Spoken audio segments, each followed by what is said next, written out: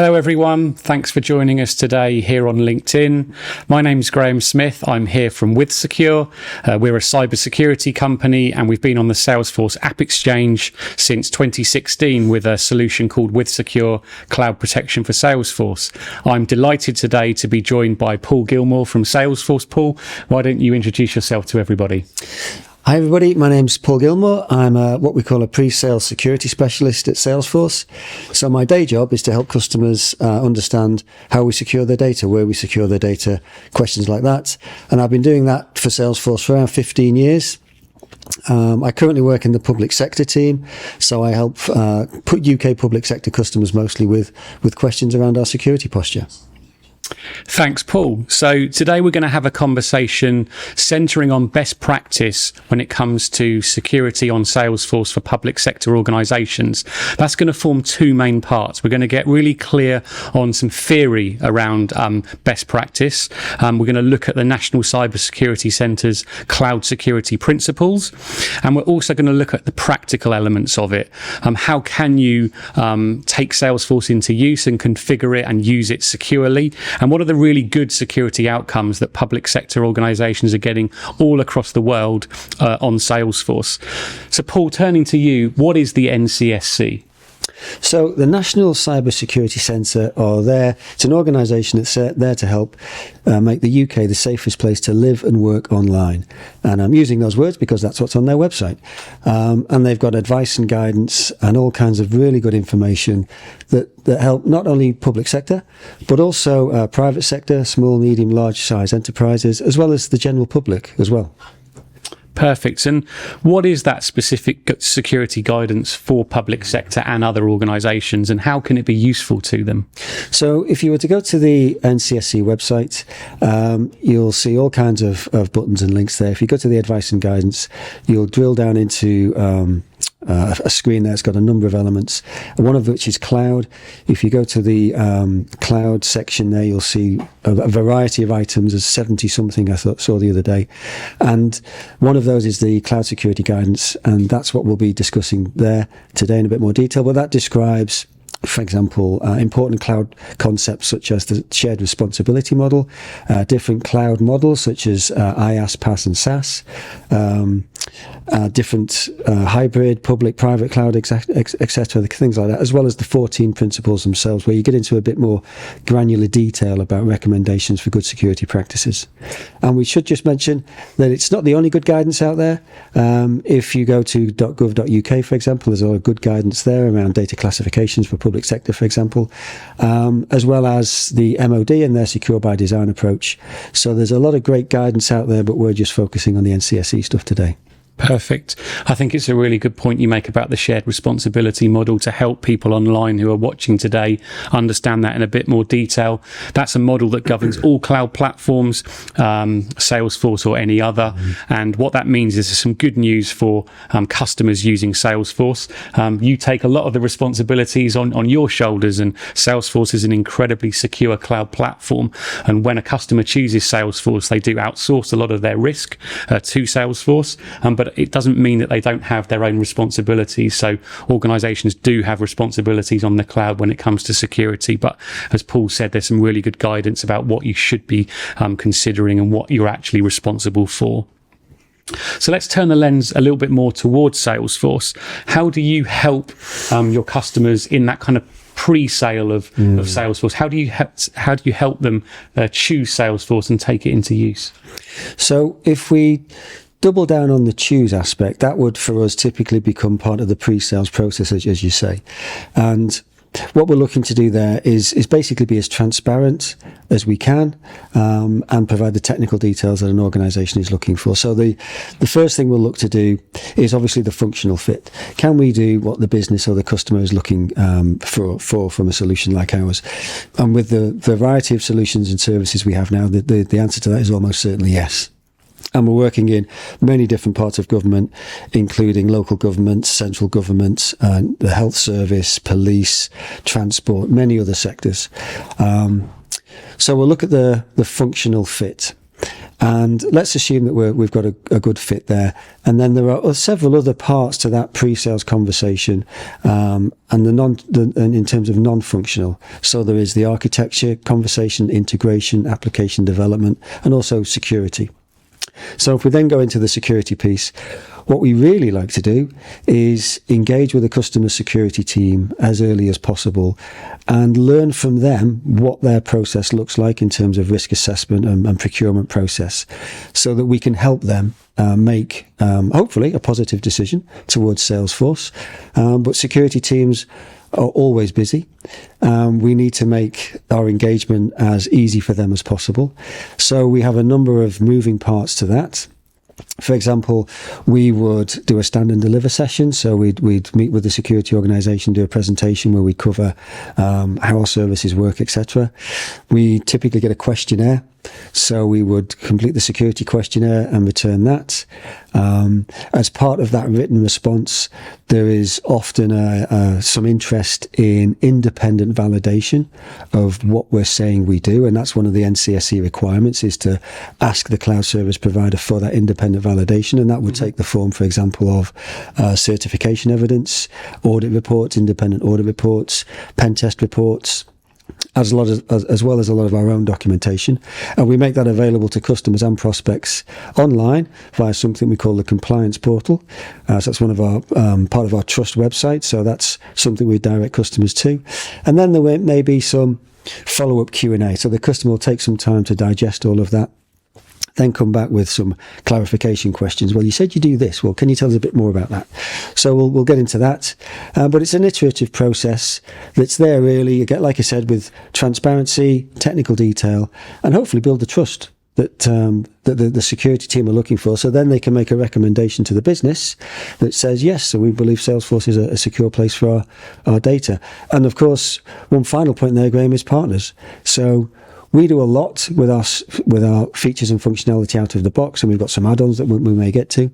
Mm-hmm. But if we see a gap where we know a partner can help with a particular feature that the customer's looking for, we'll make that introduction.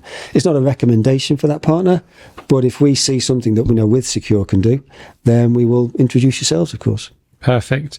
Yes, I think it's important to make that distinction between functional requirements and non-functional requirements. With the Salesforce Customer 360, there's not a lot that you can't do when in terms of digital transformation for a public sector organization, but it's things like performance, like security, that won't necessarily affect how that Salesforce org performs, but it's the quality attributes of the Salesforce org. How secure does it need to be? So I think that's where we're advising customers, and you do that as well. So it's often good to break it down to those two distinct parts, functional and non-functional. So, assuming that we've chosen Salesforce, we know that it's going to give us the security levels that we need. How do you help customers to configure and use Salesforce securely? What are some of perhaps the common questions that your customers are coming to you with?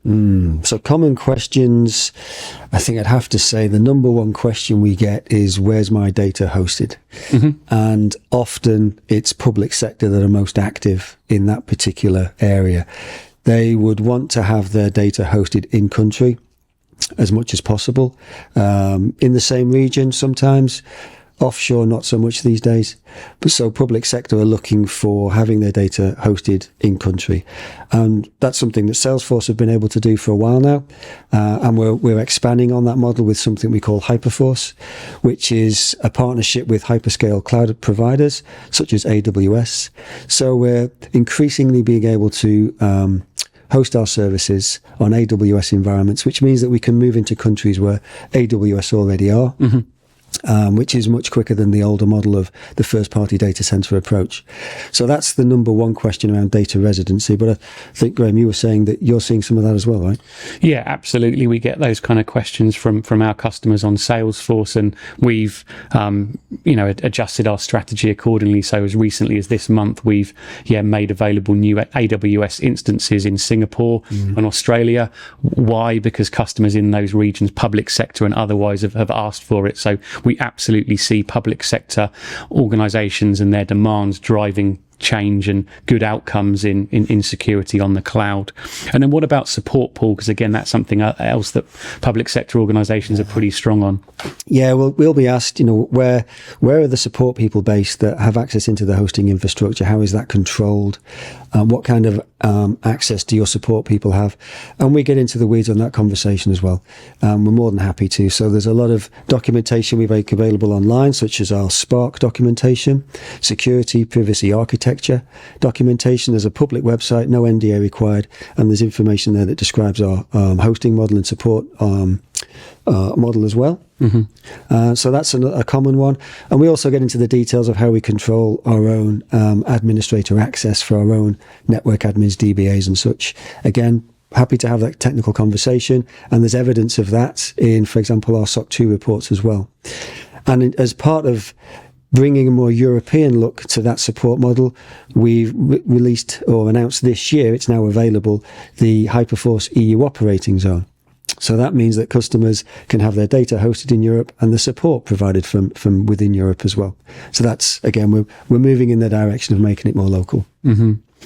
So we obviously know that security isn't sort of a one-size-fits-all. So what are some of the other questions that public sector organisations are asking you that are perhaps pertinent to their organisation so they can get the right solution for them?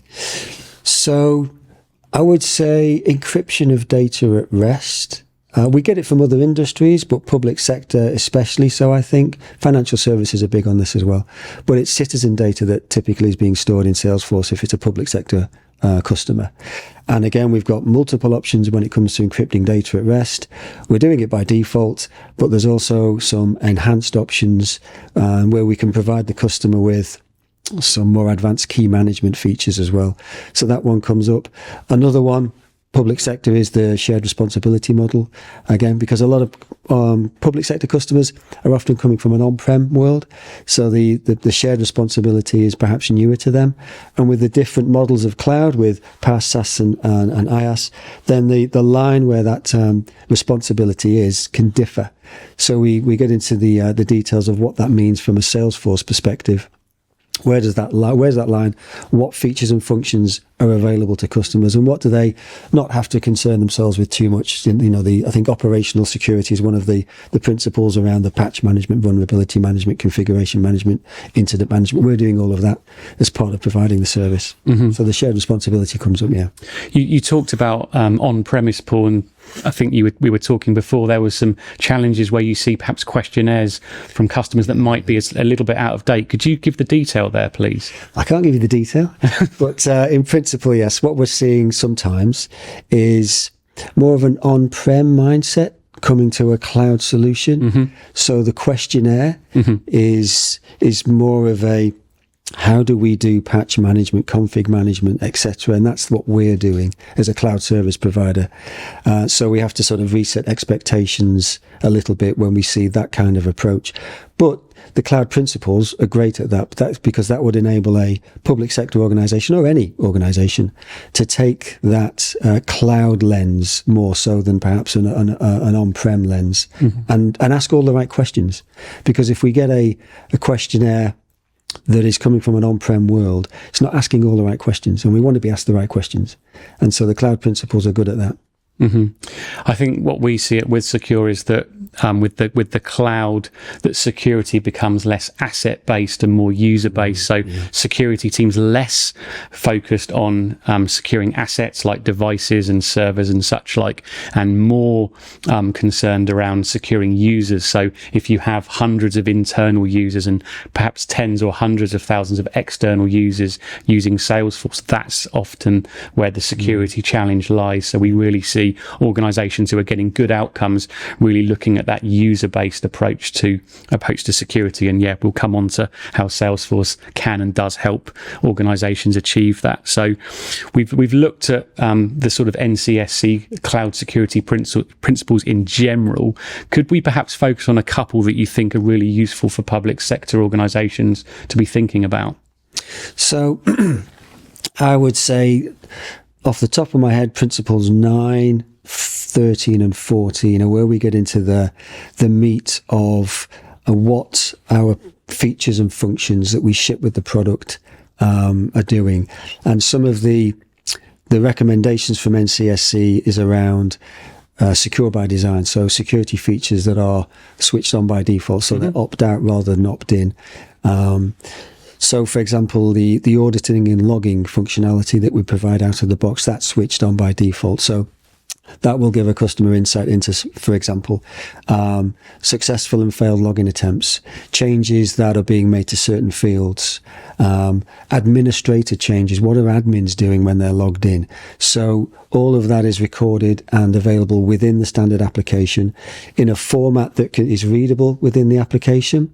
It's immutable, so it can't be changed by anybody. You can control access to who has access to that information. You can export it out of Salesforce to a local data repository. And off the top of my head, these are some of the things that are cropping up within some. I think it might be 13 or 14, where they're looking for this kind of this logging, this kind of audit information. That's out of the box. That's there. We also have some enhanced options around that particular principle. So, for example, we can provide logs in near real time that would allow a customer to get insight into what users are doing in a bit more detail when they're logged in to a Salesforce environment. That can be integrated into their security information and event monitoring system if needs be. So that gives a broader view. And then that can be useful for looking at any malicious or suspicious activity that might be occurring. And again, this is in line with what the principles are looking for. So, for example, if somebody is logging in out of normal working hours, if somebody is logging in and trying to export a bigger report with more sensitive data than they normally would, that can be not only alerted upon, but that can actually be stopped by the application before it happens. So there's some of those features and functions as well. Another one around secure user management is the principles are asking for a consistent model for configuring user access, and we have that in abundance within the standard application. So you can control to a very granular level. If somebody logs in, what data can they see? What can they do to the data that they can see? Can they create, read, update, delete, for example? That's all baked into the application, and that's consistent across the whole Salesforce platform. So some customers develop 10, 20, 30, 40 applications on our platform, but that user model is consistent across them all. And it's easy to implement. And I should mention that as well. There's an overarching principle from us. We try and make these features as easy as possible to configure. Because, again, like I said, I may have said earlier on, security teams are busy people. They've probably got 101 different things to do in a day. They've got different applications as on-prem as well as cloud. So if we can make it intuitive and easy for them to be able to configure a Salesforce platform environment in a consistent way, and have visibility into that as well. So there's some other features, one of which is called, for example, security health check. So it's a nice catchy name there. So that gives a customer the ability to look at the security settings in an environment and see perhaps where they are a bit out of sync with where they want to be. That report gives a percentage score that's a comparison against a baseline. And that baseline can either be the customer's baseline, or it can be our baseline, but it gives the security team some visibility into what's going on. Another one is a standard feature, again, is the security optimizer. That gives a customer visibility into their configuration, their overall configuration. And if there's some loose ends around some of the way that we configure user access is based around things like permissions and permission sets and profiles and such. If there's a few loose ends, if you've got permission sets that aren't being used, for example, you just need to tidy that up. Just need to tighten up the configuration. And again, this is called out in some of the cloud security principles.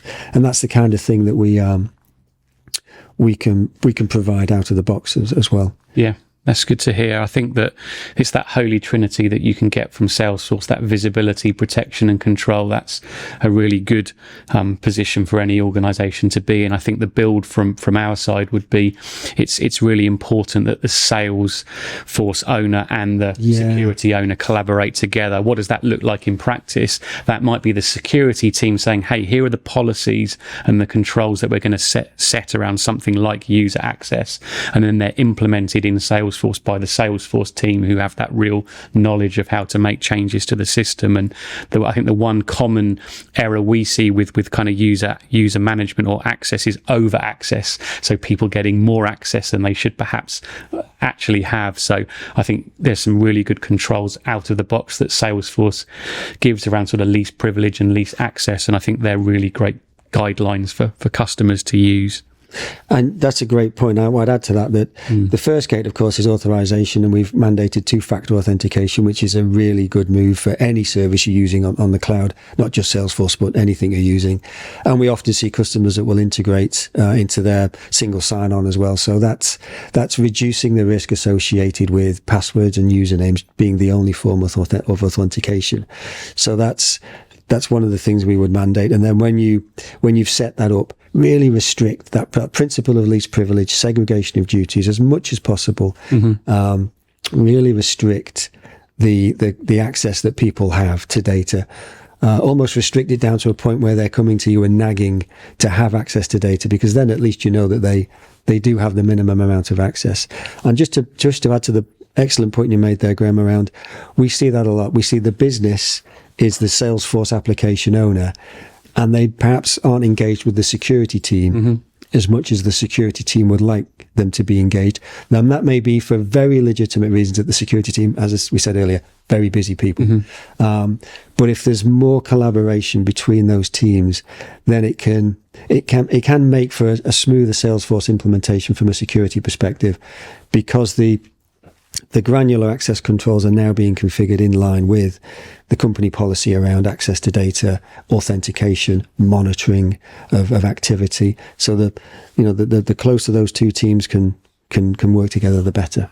Perfect. And just to finish, are there any particularly good security outcomes that you've seen public sector organisations achieving on Salesforce?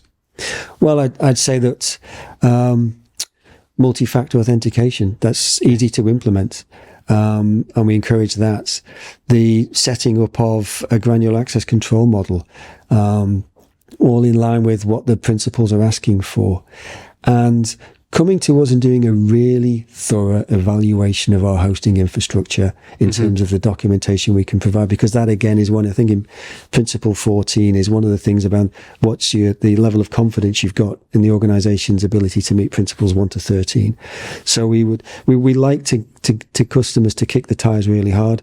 More than happy to do that.